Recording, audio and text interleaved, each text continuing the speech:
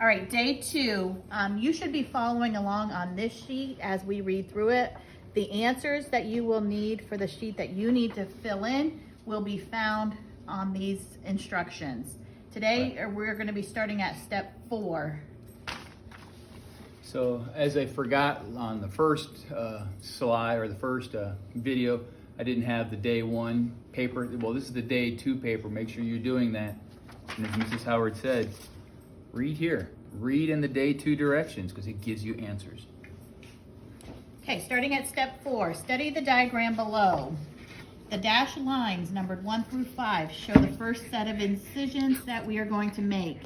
To find the exact location for the incision marked 2, press along the thorax with your fingers to find the lower edge of the rib.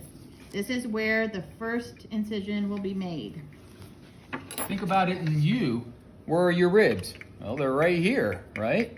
Same thing with the pig. Right there's the rib, so we're gonna cut underneath that. Ooh, yeah. Step 5, with scissors, make the incisions in order beginning with 1. Be sure to keep the tips of your scissors pointed upward because a deep cut will destroy the organs below. Also remember to cut away from yourself, Mr. Wolf. Okay. Towards Mr. Urban's Yes. fingers. Making sure you don't cut your lab partner. So I do this cut's actually a little different than what's on the paper, so but either way will work. So I'm gonna go here, make that first cut, and you can kind of see in there, I just cut through the skin and not through the muscle yet, so I gotta get through that. There we go. Trying to, again, keep the scissors up towards the muscle and skin so that I don't cut through the organs. If you want me to do this any differently, let me know. Yeah, it's all good.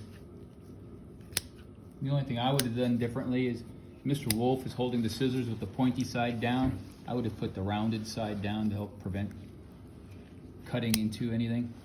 Here comes another glorious part of this. All the preservative fluid that's in there comes spilling out when you do this.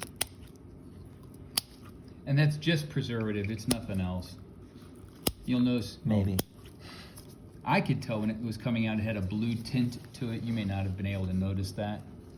That's just the latex paint that they put in there. As you can see right there, there's some blue tinting on that particular part. Oh yeah. The tougher.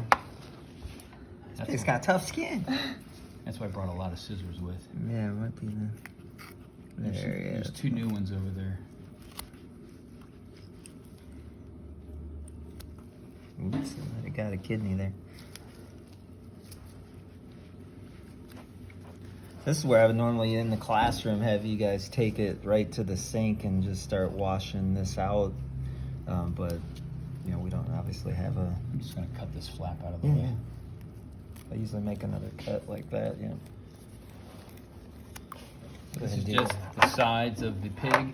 This is actually, if I'm not mistaken, where the bacon comes from. Bacon. Do the other one.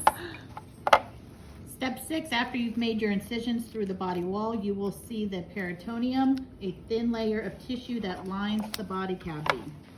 It's actually, well, you can see on this layer right here, it's really smooth, and then you can see it in here as well. This layer right here is what she just talked about.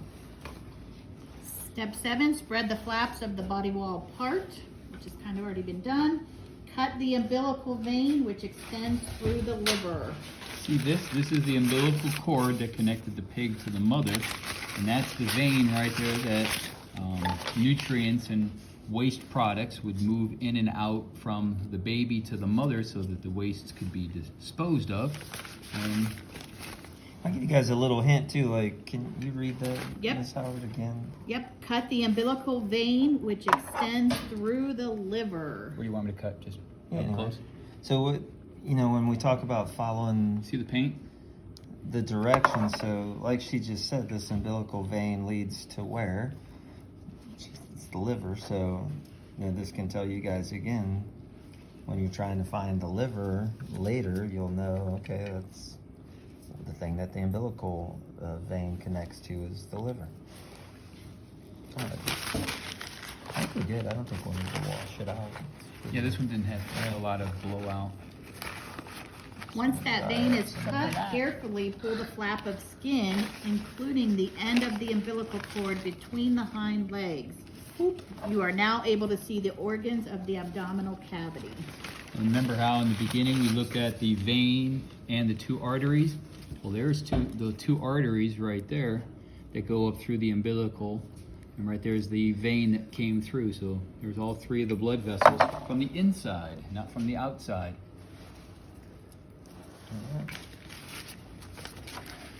All right, the digestive system is what we're going to go through next. Stop. Part B.